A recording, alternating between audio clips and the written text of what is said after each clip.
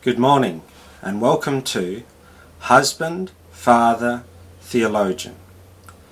My name's Joel Savage and this is a special edition as I am shortly going to be part of the Synod for 2021. This is a new format as it'll be online, so I guess I will be giving you the results of the Synod for today and also some of my own impressions about being a delegate and things of that nature. So I'll see you later. Well, it went as well as can be expected, I suppose. It was very interesting doing the online synod.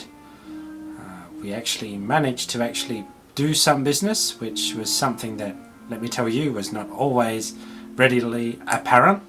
So we managed to do several things, including electing relevant officials, which was very good. Also accepting and listening to a lot of the book of reports, which was very good, very informative, but also at times very long, very dreary, but no doubt important and essential to the various arms of the church. Also, we have a new bishop. Bishop Paul Smith is now taking over from John Henderson. And we wish him all the luck and the prayers of this church as he continues the good work that is begun by John Henderson. As I said before, one of the things we did do was affirm the book of reports, and that was very good. We also had a bit of a financial reporting that happened, and it turns out, because of some various things to do with some cost saving and also some nice JobKeeper from the government, the Lutheran Church is currently at a surplus, which is very good, $1.7 million, and having received $1.6 million of JobKeeper as well as other saving measures. For the rest of the time, small amendments to the Constitution and also to the Constitution of Australian Lutheran College. So that's all seemed to go well. Tomorrow, it seems, we'll be doing assistant bishop election and continuing with our days of synod. So that is something to look forward to tomorrow. We certainly have a lot of things to think about. And it's been a very long day, and we hope to get right back into it tomorrow. The following letter, signed with the pen name of Solus Populi, appeared in the South Australian, May 15, 1839. The writer describes a group of Germans who were on their way to the settlement of Harndorf, entitled A Sunday in the Hills. Sir, I was much gratified by reading, a few weeks since, the well-merited compliment which you paid, in your editorial capacity, to the industry and civility of the German settlers at Klemzig. In your enumeration of the good characteristics of these Germans, it does not occur to me that you made any remark upon one most edifying trait in their character: their scrupulous observance of the Lord's Day. Their self-denying missionary minister divides his time, I believe, between this and a more distant settlement of his countrymen. But whether he be with them or not, the Lord's Day is not permitted in either place to pass unhallowed. A most pleasing scene was witnessed by myself a few Sundays back.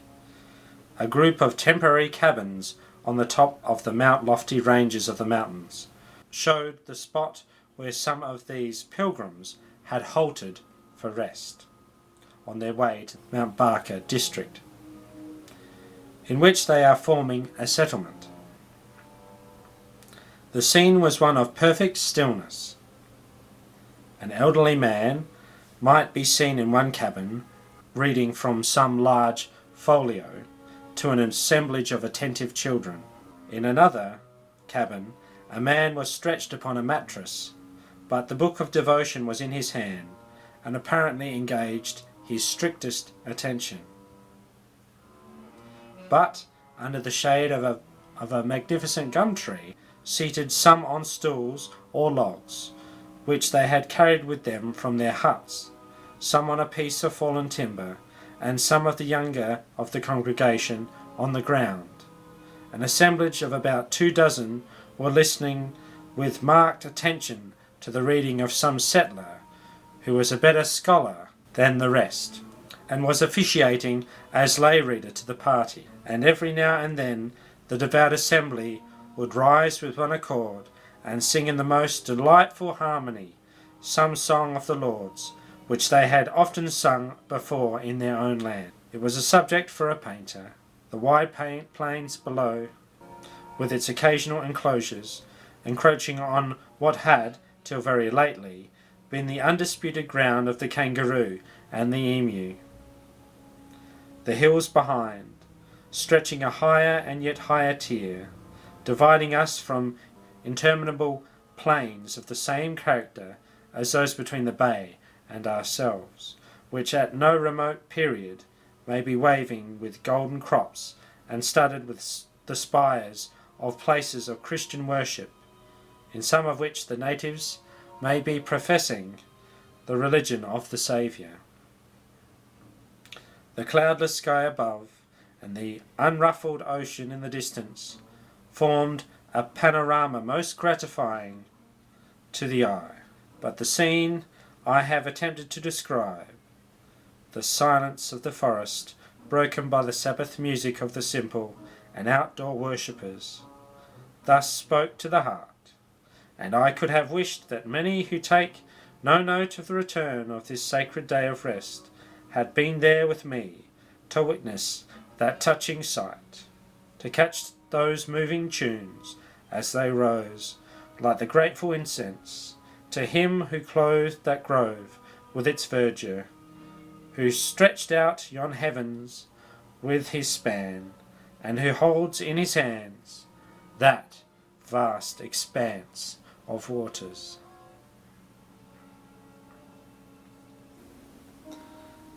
Thank you very much. I hope you've enjoyed this update for the Synod, and I pray that you have a good night.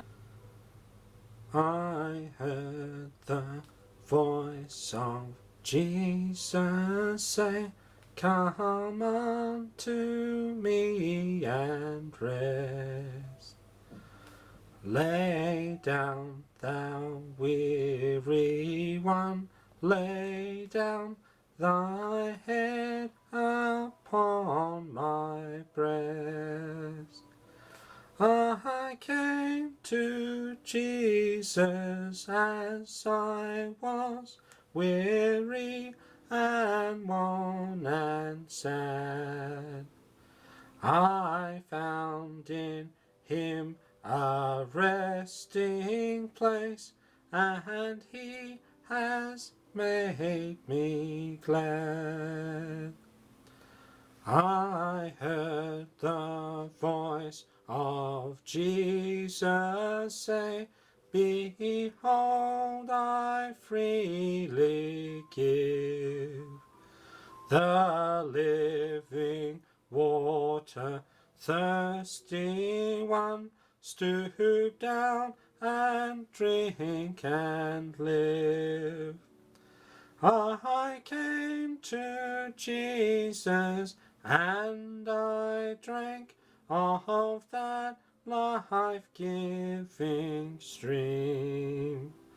My thirst was quenched, my soul revived, and now I live in him. I heard the voice of Jesus say, "I am this dark world's light. Look unto me, thy morn shall rise, and all thy day be bright." I looked to Jesus, and I found in him my star, my sun.